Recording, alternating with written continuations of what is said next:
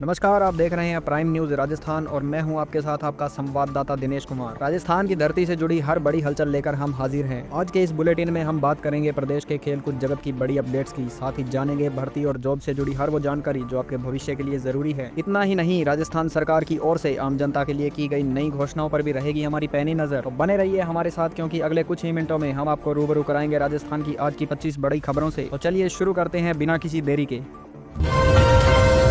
राजस्थान के जैसलमेर जिले में स्थित पोखरण फील्ड फायरिंग रेंज में भारतीय वायुसेना का महाअभ्यास वायु शक्ति 2026 आज से पूरे शबाब पर है। इस युद्धाभ्यास में राफेल, सुखोई और स्वदेशी तेजस जैसे लड़ाकू विमान अपनी मारक क्षमता का प्रदर्शन कर रहे हैं। सीमा के पास हो रहे इस लाइव फायर ड्रिल से आसमान गूंज उठा है, जिसका उद्देश्य भविष्य की चुनौतियों के लिए सेना की युद्ध तैयारियों को परखना है।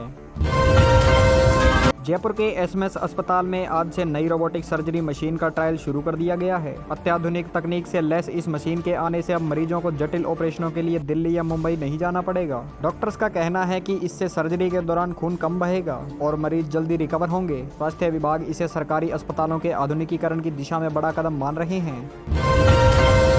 राजस्थान में पिछले 24 घंटे में मौसम ने एक बार फिर करवट ली है। मौसम विभाग के अनुसार उत्तरी राजस्थान के श्रीगंगानगर और हनुमानगढ़ जिलों में हल्की बूंदाबांदी की संभावना है, जबकि पश्चिमी जिलों जैसलमेर और बाड़मेर में तापमान में 2 से 3 डिग्री की बढ़ोतरी दर्ज की गई है। आगामी 48 घंटों में नया पश्चिमी विक्षोभ सक्रिय होने से प्रदेश के कई हिस्सों में बादल छाए रहने के आसार हैं।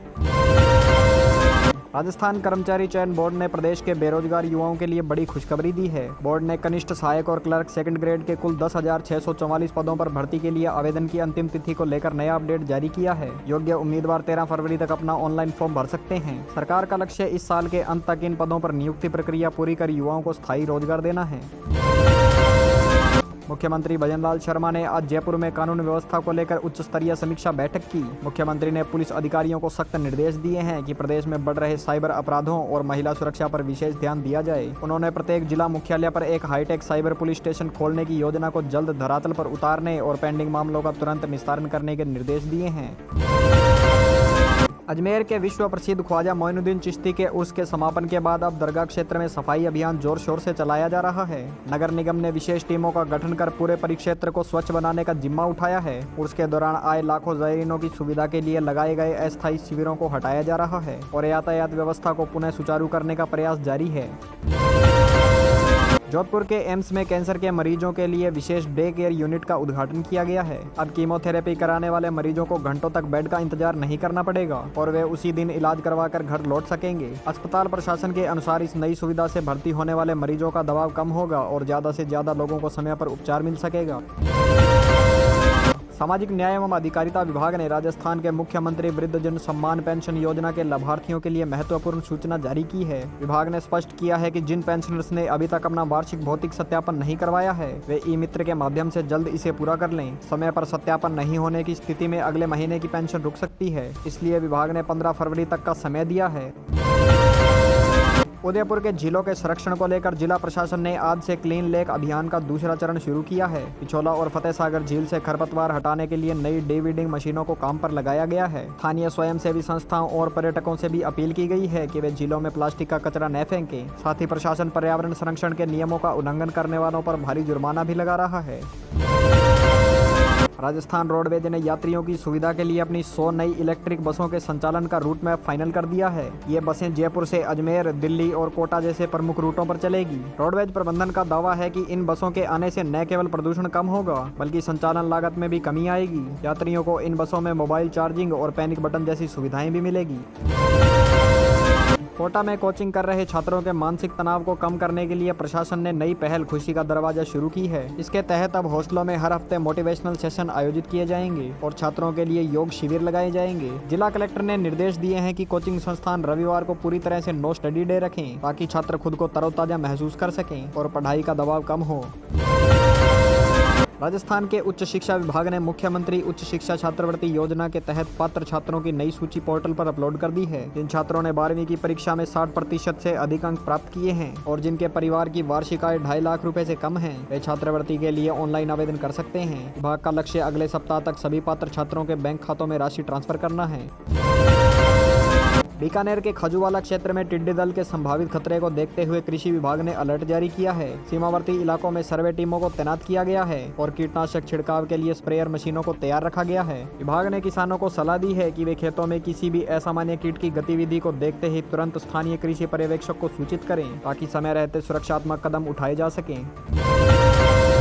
भरतपुर के केवलादेव राष्ट्रीय उद्यान में विदेशी पक्षियों की आमद इस बार रिकॉर्ड स्तर पर पहुंच गई है। वन्यजीव विशेषज्ञों के अनुसार अनुकूल मौसम और पानी की पर्याप्त उपलब्धता की वजह से रूस और साइबेरिया से आने वाले पक्षियों की संख्या में 20% की वृद्धि हुई है। इसे देखने के लिए बड़ी संख्या में देशी विदेशी पर्यटक भरतपुर पहुँच रहे हैं, जिससे स्थानीय पर्यटन उद्योग को भारी बढ़ावा मिल रहा है।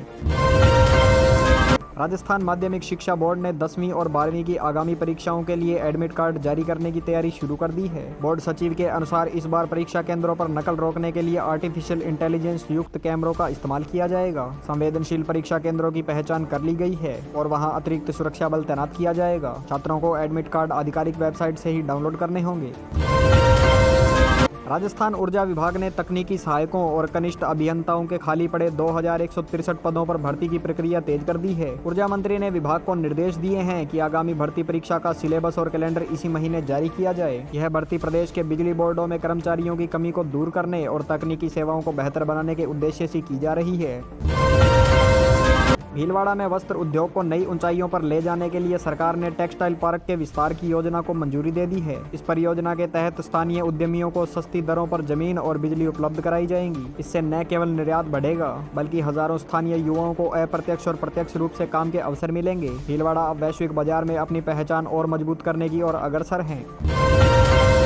हनुमानगढ़ जिले में सिंचाई के पानी की चोरी को रोकने के लिए जल संसाधन विभाग ने ड्रोन कैमरों की मदद लेना शुरू किया है। नहरों के किनारे अवैध रूप से पाइप लगाकर पानी चोरी करने वालों के खिलाफ अब सख्त कानूनी कार्रवाई की जाएगी। विभाग ने एक हेल्पलाइन नंबर भी जारी किया है, जिस पर किसान पानी चोरी करने की सूचना दे सकते हैं। इससे अंतिम छोर के किसानों को पूरा पानी मिल सकेगा। चित्तौड़गढ़ दुर्ग पर पर्यटकों की सुरक्षा और सुविधा के लिए नई गाइडलाइंस जारी की गई है। अब किले के संवेदनशील हिस्सों में पर्यटकों के प्रवेश के लिए विशेष अनुमति लेनी होगी। पुरातत्व विभाग दुर्ग की दीवारों के संरक्षण के लिए मरम्मत कार्य भी करवा रहा है। लाइट एंड साउंड शो के समय में भी बदलाव किया गया है ताकि शाम को आने वाले पर्यटकों को बेहतर अनुभव मिल सके। राजस्थान सरकार ने राज्य के भूतपूर्व सैनिकों के लिए रक्षा सम्मान पेंशन में बढ़ोतरी का ऐतिहासिक फैसला लिया है। नई नीति के अनुसार अब सम्मान राशि में 10% की वृद्धि की गई है, जो इसी महीने से लागू होगी। इस फैसले से प्रदेश के हजारों पूर्व सैनिक परिवारों को आर्थिक संबल मिलेगा। सैन्य कल्याण विभाग ने पात्र लाभार्थियों की सूची अपडेट करने का कार्य शुरू कर दिया है।